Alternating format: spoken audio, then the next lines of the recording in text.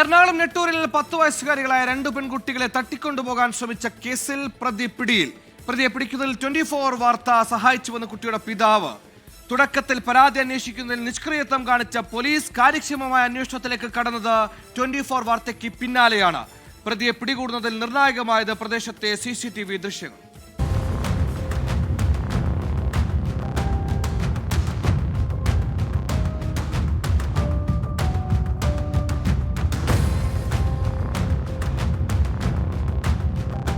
ഞങ്ങൾ ട്യൂഷൻ കഴിഞ്ഞിട്ട് ഇങ്ങോട്ട് വരുവാണ്. ആ സമയം ഞങ്ങൾ ഇങ്ങനെ പേടിപ്പിച്ചത്.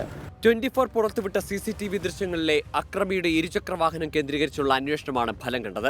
അന്വേഷണത്തിന്റെ ആദ്യഘട്ടത്തിൽ പോലീസ് നിഷ്ക്രിയമെന്ന് കുട്ടിയുടെ പിതാവ് ആരോപണം ഉന്നയിച്ചിരുന്നു. എന്നാൽ CCTV ദൃശ്യങ്ങളടക്കം 24 പുറത്തുവിട്ടതോടെ അന്വേഷണം ഊർജിതമായി. 24 വാർത്തയെ തുടർന്നാണ് പോലീസ് പിറ്റേ ദിവസം ഊർജിതമായിട്ട് കാര്യങ്ങളിൽ എത്തിയത്.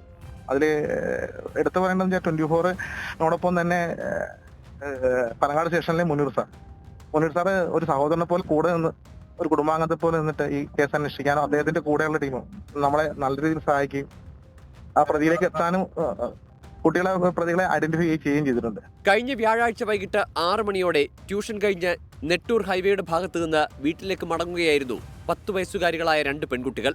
ഇവർക്ക് നേരെയാണ് ഇരുചക്രവാഹനത്തിലെത്തിയ സുധീഷിൽ നിന്ന് ലൈംഗികാതിക്രമവും തട്ടിക്കൊണ്ടുപോകാനുള്ള ശ്രമവും ഉണ്ടായത്. ഞങ്ങൾ ട്യൂഷൻ കഴിഞ്ഞിട്ട് ഇങ്ങോട്ട് വരുവാണ്. ആ സമയം ഞങ്ങൾ ഇങ്ങനെ പേടിപ്പിച്ചത്. ആള് വന്ന് ഞങ്ങളാദ്യം ഇറങ്ങി വന്നു. ആ സമയം പറഞ്ഞ് നിങ്ങൾക്ക് മുട്ടായി വേണമെന്ന് ആദ്യം ചോദിച്ചു. പറഞ്ഞു നിങ്ങൾ വന്നില്ലെങ്കിൽ ഞാൻ നിങ്ങളെ കൊണ്ടുപോകുന്നു. മലപ്പുറം സ്വദേശിയായ ഇയാൾ വർഷങ്ങളായി കൊച്ചിയിലാണ് താമസിക്കുന്നത്. ദോശമാവ് ശേഖരിച്ച് വിതരണം നടത്തുന്നതാണ് തൊഴിൽ. പെപ്പർ സ്പ്രേ ഉപയോഗിച്ച് മോഷണം നടത്തിയതിന് ഇയാൾക്കെതിരെ പാലാരിവട്ടം സ്റ്റേഷനിൽ ഒരു കേസുണ്ട്.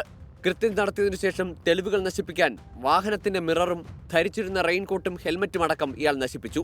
സുധീഷിനെ വിശദമായി ചോദ്യം ചെയ്യും. അമൽ സുരേന്ദ്രൻ, 24 കൊച്ചി.